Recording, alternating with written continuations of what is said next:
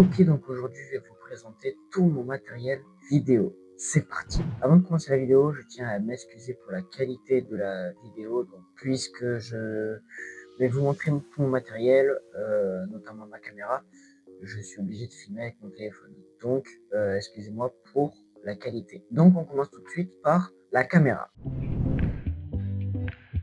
Ok, donc pour la caméra, donc c'est le ZV-E10. Donc caméra plutôt orientée vlog, c'est un APS-C, donc vous pouvez voir hop, le capteur APS-C comme ceci.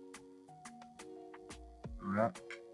Mais APS-C qui fait largement l'affaire, même pour des prestataires professionnels, 90% du temps. Ensuite, donc on passe à la cage.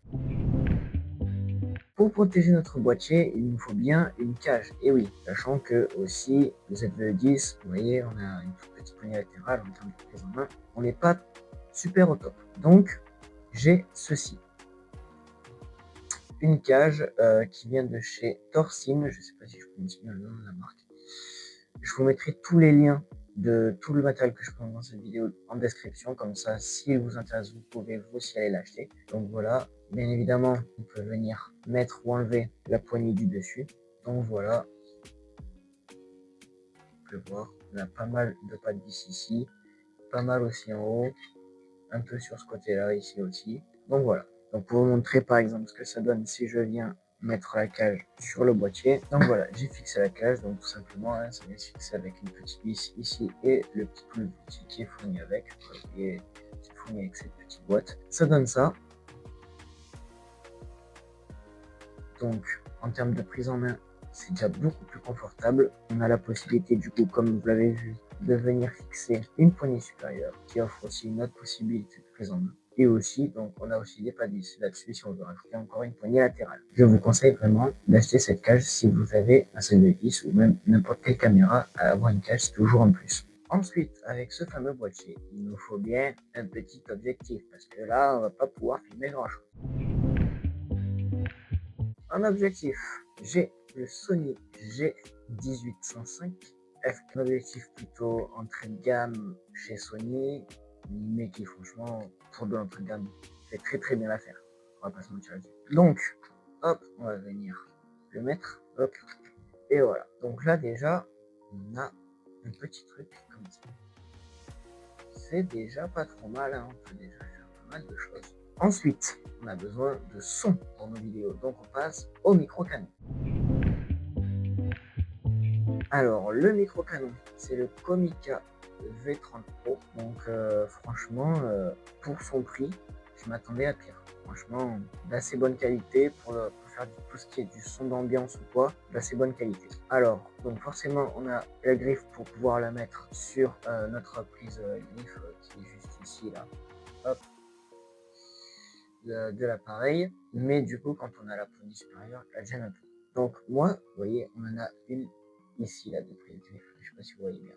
Donc ce que je fais, c'est que tout simplement je le mets dessus et ensuite on vient brancher le petit fil à la prise micro qui est sur le côté du boîtier, et voilà, on peut maintenant venir prendre du son d'ambiance avec notre appareil. Déjà on a déjà une config plutôt comme ça, j'ai une configuration comme ça, on a déjà une belle config, hein, se mentir, elle est déjà pas trop mal. Hein. Puis là, c'est lourd, on est aux alentours de peut-être 1 kg. Donc, ce micro-canon, lui, hop, marche avec des piles AAA et avec un bouton on-off. Voilà, donc là, vous voyez le bouton vert. Et là, il est tout simplement. Voilà, ça, c'est pour la caméra. Ensuite, ben, notre caméra, il faut l'alimenter. Donc, les batteries. Alors, la batterie fournie de base avec le Sony quand on l'achète, c'est celle-ci. Alors, voilà, on connaît tous cette petite batterie Sony. C'est une NP-FW50. C'est une petite batterie. Donc, j'en ai 3. J'ai celle d'origine qui est là. Et j'en ai acheté 2 autres pour pouvoir switcher sur des tournages. Une batterie me fait à peu près 4-5 heures. À peu près. Donc, voilà. J'en ai 3. Ensuite, une chose très importante à ne surtout pas négliger, les filtres ND. Donc moi, j'ai ce filtre ND de chez KF Concept, fourni 25 watts. Donc voilà, petit filtre ND variable de chez KF Concept. Et Concept réputé pour être une marque assez abordable en termes de prix. Je m'attendais à pire, vraiment, à très pire vraiment au niveau de ce petit filtre MD. Mais franchement, très très bien. Je vous mets le lien aussi. Il faut bien donc lire nos vidéos, être juste sur nos vidéos. Donc là, on a le petit lecteur rangement, support de rangement, lecteur de carte SD et micro SD de Pigitech, comme ceci. Donc vous voyez, là, vous pouvez mettre plein de choses, de carte SD et micro SD. Et ensuite, hop, un petit fil en USB-C qui sort pour faire la lecture de nos cartes. Donc ça, vraiment très pratique pour faire un peu les backups, quand on est sur un tournage, on peut faire des backups assez rapides ou quoi, sur disque dur ou même sur l'ordi directement, très pratique. Je vous mets bien sûr aussi le lien dans la description.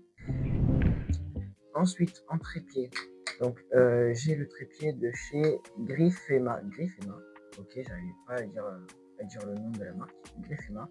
C'est un trépied vraiment dans une gamme pas fait pour la vidéo de base parce qu'on n'a pas de suite dessus.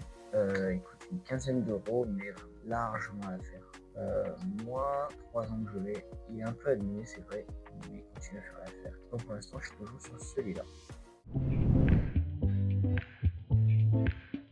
Et ensuite, une fois qu'on a fait tout notre tournage, qu'on a fait notre backup, maintenant, il faut la monter notre vidéo. Monter et livrer notre vidéo. Et c'est là qu'intervient l'ordinateur. Donc moi, je suis sur le MacBook Air M4 de chez Apple. Franchement, super pratique. Parce que je peux l'utiliser comme PC fixe en faisant un double écran, ou alors le prendre carrément sur des tournages. Quand j'ai des tournages qui durent une journée, même le prendre en voyage, sur des tournages voyage, super pratique. Donc je le mets ici partout. Assez léger, et voilà. Et maintenant, c'est bien beau, mais il faut les transporter, tout ce matériel. Hein. Donc, malheureusement, je ne pourrais pas vous mettre ce sac-là en lien dans la description parce que je n'arrive plus à retrouver le lien. C'est impossible. Je ne sais plus du tout ce que j'ai acheté, même la marque. Il n'y a pas de marque visible ou quoi. Donc, voilà la bête. Donc, on a deux poches. Une poche pour l'ordi. Bon, mon Mac, c'est un 13 pouces, mais même un 16 rentre très largement. Et ensuite, on a cette poche-là. J'ai du bordel à l'intérieur. Pour venir ranger notre matos. Voilà. Voilà, c'était tout pour cette vidéo. Si cette vidéo vous a plu, n'hésitez pas à la liker, la partager, la commenter et bien évidemment vous abonner. Ça, c'est totalement gratuit. Si vous aimez ce genre de vidéo, n'hésitez pas à me le dire aussi dans l'espace commentaire. C'est fait pour ça. Dites-moi dans les commentaires si vous aimez ce genre de vidéo. Je reviendrai avec plaisir. N'hésitez pas, donc, comme je l'ai dit, à vous abonner. C'est très important parce que j'ai bientôt une très grosse vidéo BTS d'un tournage qui va arriver. Je vous donne des découvrires sur toute une journée de tournage.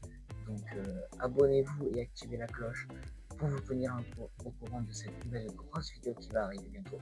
C'était Tom Studio. À la prochaine. Ciao.